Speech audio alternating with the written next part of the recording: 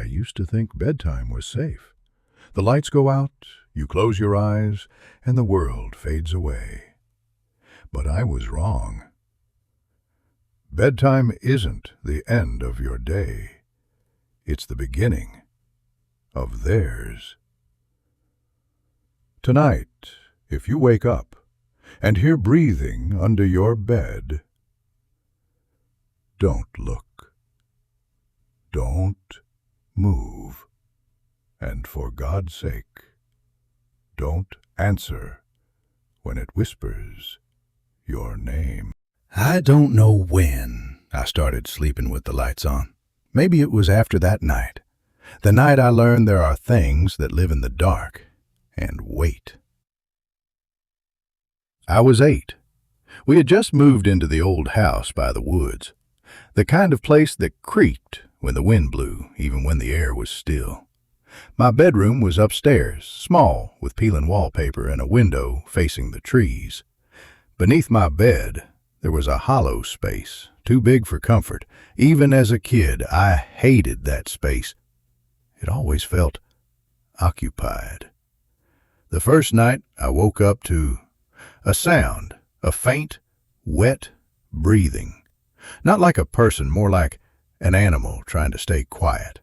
I froze under the blanket, my heart punching my chest fast. I told myself it was the house settling. That's what Dad said. But the house doesn't breathe. The second night, it came closer. I could hear it shifting beneath me. Slowly. Cloth dragging against wood.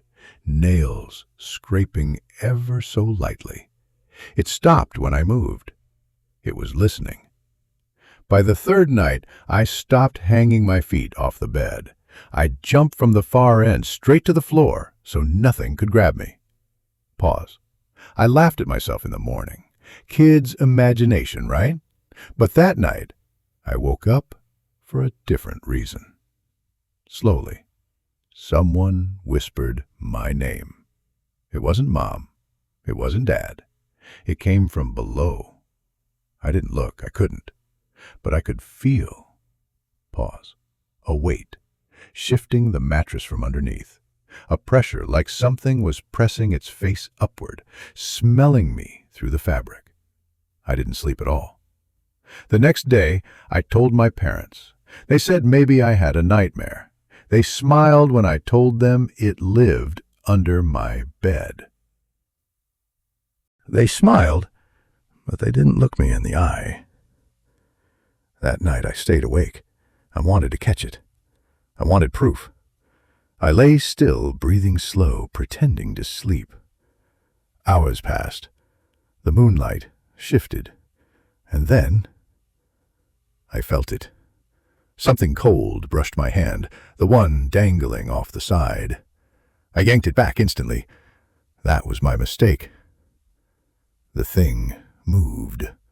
A slow, deliberate crawl from beneath the bed up toward my face. I couldn't move. Its breath was wet and heavy. Then it spoke. "Why did you move?"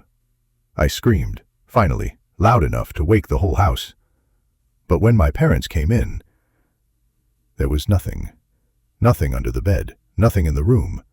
They told me again, just a nightmare. But I saw the look they gave each other. They knew something. The following week, I slept in the living room. But even there, at 3:12 a.m., I heard it again. The breathing. Closer this time, like it had followed me. From then on, it didn't matter where I slept. It was always under me, waiting, breathing, whispering. Years passed. I grew up. I moved out.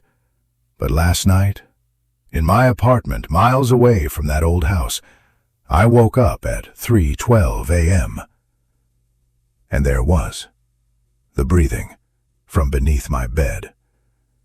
I'm not sleeping tonight. I thought moving would save me. New city, new bed, no more hollow space beneath me. Last night I finally slept without fear. No whispers, no breathing.